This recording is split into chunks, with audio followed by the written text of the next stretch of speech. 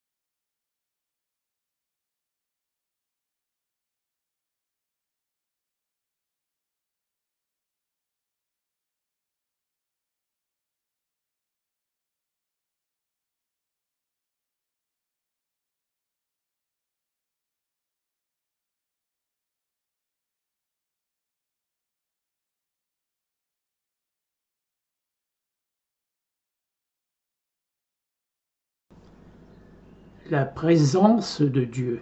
D'abord, un certain sentiment de présence, quelquefois, au milieu d'une lecture, il me venait à l'improviste un sentiment de la présence de Dieu. Elle suspend l'âme de telle sorte qu'elle semble être tout entière, hors d'elle-même.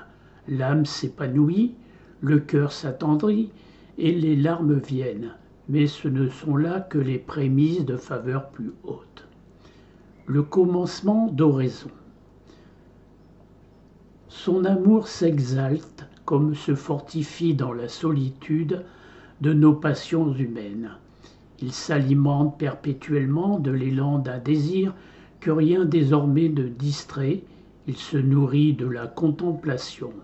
Cette sensualité frémissante trahit par-dessus tout un grand besoin d'amour et d'être heureux. Au-dessus de ce qui lui manquait, c'est l'amour de Dieu. Je n'avais pas alors, il me semble, l'amour de Dieu comme je crois l'avoir ou après que je commençais à faire oraison. Ô mon Dieu, qu'il consente seulement à passer 2 heures par jour dans votre compagnie, et ils verront de quelle récompense vous les payez. L'oraison de premier degré, c'est la plus simple. Elle consiste à méditer sur une vérité ou sur un mystère de la foi. On peut céder des images saintes. On doit choisir de préférence une image dont la représentation est la plus saisissante et porte la volonté à une dévotion plus ardente. Comme je voudrais pleurer moi aussi, mais j'ai le cœur tellement sec que je pourrais bien lire d'un bout à l'autre tout le récit de la passion en entier sans en tirer une larme. Le grand ressort lui manquait, l'amour de Dieu, le culte des images. On doit choisir celle dont la représentation est la plus saisissante et porte la volonté à une plus grande dévotion. Mais la vraie prière n'a pas besoin de chef-d'œuvre. La moindre allusion à l'aimer bouleverse l'âme blessée par l'amour. Entretenez-vous avec lui. Les premières touches de l'esprit, elles se trouvent un jour, un moment dans certaines dispositions extraordinaires, l'émotion éprouvée, loin d'être passagère, peut être le point de départ de toute une vie nouvelle. Sainte Thérèse nous dit cependant que Dieu se plaît à brûler les étapes et que la méditation peut être inutile à celui qui reçoit la grâce d'oraison. L'oraison mentale. Chaque jour, elle prenait pour sujet de méditation un des épisodes de la Passion ou un mystère de la vie du Christ. Cette oraison appartient au premier degré de la vie spirituelle et n'a rien de proprement mystique. C'est la plus simple. L'oraison mentale n'est guère que la prolongation de l'oraison vocale. Elle consiste à méditer une vérité ou sur un mystère de la foi. Sainte Thérèse éprouvait la plus grande difficulté à se recueillir pour l'oraison, même mentale. Cependant, si l'on reçoit la grâce, elle ne devient plus nécessaire. Attouchement ineffable qui lui faisait devenir une présence toute proche, véritable prélibation de hauts états mystiques. Les premiers phénomènes mystiques sont involontaires. Tout ce qu'a pu faire Thérèse pendant 20 ans d'exercice qu'elle a pu faire par sa volonté l'ont laissée malade et désespérée. Ce n'est que par la grâce que les prémices des faveurs beaucoup plus hautes lui viennent. D'abord, la prière vocale, puis l'oraison mentale qui repose sur la méditation. Thérèse a beaucoup de mal à méditer. Pour fixer son attention, elle prend un livre. Elle se recueille dans sa lecture, mais son grand sujet, c'est la passion du Christ. Elle ne raisonne pas, elle voit, elle contemple. Tous ces exercices sont à la portée de chacun. Chacun peut faire pour se mettre en état de méditer les grâces d'oraison, mais Dieu seul peut les donner. Il y a des âmes qui ne peuvent dépasser le premier degré de la vie mystique, c'est quelquefois la maladie une certaine débilité physique ou enfin la fatigue qui en sont les causes. Dans le cas, il ne faut pas s'obstiner, forcer la nature.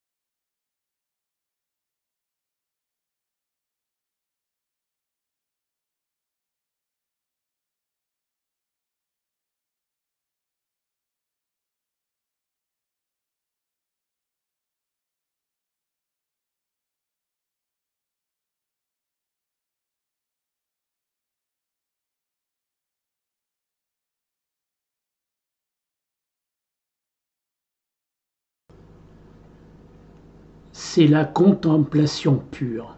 L'oraison de quiétude conduit à une activité héroïque qui ne recule même pas devant le martyre. Les yeux du corps sont fermés, ceux de l'âme s'ouvrent. Dans ces moments-là, devant quel tourment pourrait-on mettre une âme que celle-ci ne trouve délicieux ses souffrances pour son Seigneur? Elle perçoit la présence de Dieu en elle, son union avec lui. Il est impossible d'exprimer par des paroles les délices qu'elle ressent. Et c'est ainsi que l'âme, peu à peu, arrive à l'union désirée. Cette grâce suprême n'est pas un coup d'état, une sorte de révélation qui bouleverse l'âme. Le don est imprévisible, mais cependant certain pour l'âme prédestinée. L'union immédiate avec Dieu. Elle ne sait plus que se répandre en protestation d'humilité et en action de grâce sans fin. L'âme, dit-elle, se sent avec un très vif et très suave plaisir. Défaillir presque complètement, c'est une espèce d'évanouissement qui lui enlève la respiration et toutes les forces corporelles. Ses yeux se ferment malgré elle. Si elle les ouvre, elle ne voit rien. Le corps et les sens sont anéantis. Ni la mémoire, ni la volonté ne fonctionnent comme d'habitude. La conscience reçoit une illumination ineffable. L'âme sent la présence de Dieu en elle, son union avec lui. Et il en reste une telle certitude que d'aucune manière on ne peut cesser d'y croire. Thérèse ne cesse d'insister sur les lumières surnaturelles qu'elle puise dans l'oraison et en particulier dans l'oraison d'union sur l'accroissement d'intelligence.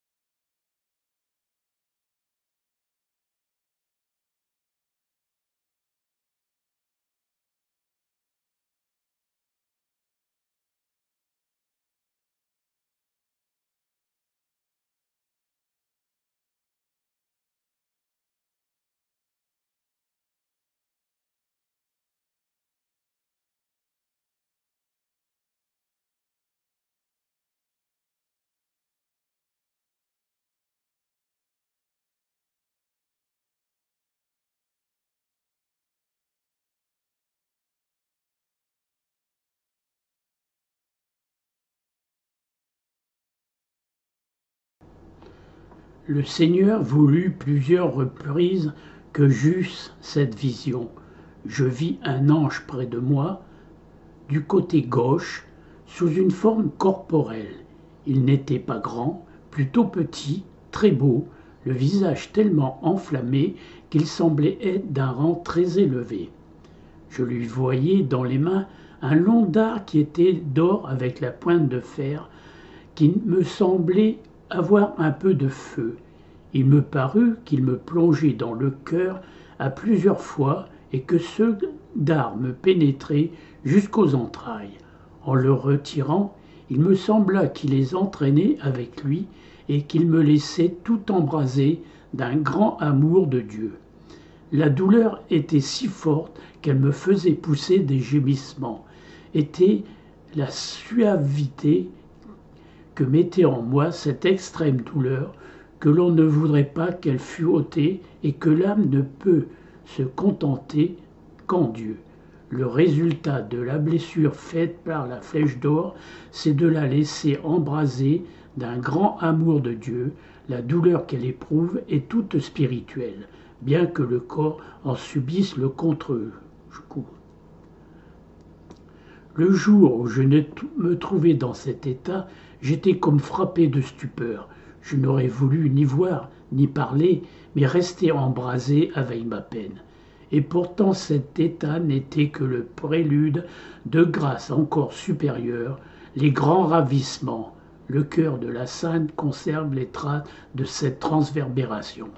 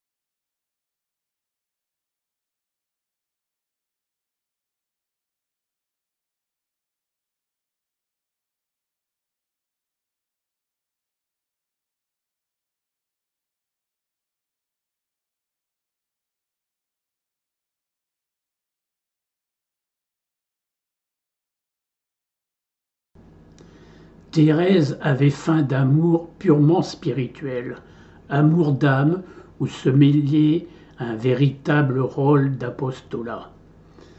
Mais si à un seul instant une pensée charnelle s'était glissée dans sa contemplation, celle-ci eût été détruite sur le champ.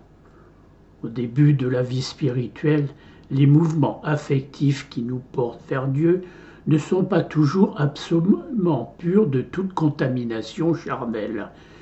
Une façon infaillible pour le croyant, non pas même de faire la prière sur ses lèvres, c'est d'y mêler une pensée luxurieuse ou sensuelle. Ce sont deux états essentiellement incompatibles. L'un est la négation de l'autre. La virginité n'est qu'une forme de l'impuissance. Non, il est le signe d'élection qu'il y a dans certains cas, presque miraculeux, à être affranchi d'une loi qui coupe vers la terre les hommes avec les bêtes. L'instinct sexuel, il s'agit de toute chose, de toucher la vérité, d'entrer en contact avec elle. Quelle chose pâle et morte qu'une idée au regard de l'émotion ou du sentiment qui nous met en possession du réel. Et combien le cœur est plus divinateur que l'intelligence. Pour parvenir à cette possession de la réalité unique qui est l'union amour, il faut se donner tout entier à cet amour, renoncer aux passions. Les passions en elles-mêmes ne sont ni bonnes ni mauvaises, quoique toujours incomplètes et toujours mêlées de souffrances pour un bonheur lointain dans la foi. Seul nous est garanti, mais même quand on a la certitude entière de ne pas se tromper, quel héroïsme suppose un tel détachement? Si l'état d'oraison s'accompagne d'excitation ou d'émotion sexuelle, le moindre émoi sexuel est absolument incompatible avec l'émotion religieuse. Avant les grâces d'oraison, qu'un de vos exercices, toute votre vie, soit de faire beaucoup d'actes d'amour parce qu'ils enflamment et attendrissent l'âme. Je menais une vie très pénible parce que la lumière de l'oraison, je comprends mieux mes fautes. D'un côté, Dieu m'appelait et de l'autre, je suivais le monde. Je voulais, ce me semble, accorder les deux contraires si ennemis, la vie spirituelle et la vie des sens avec ses satisfactions, ses plaisirs est un passe-temps.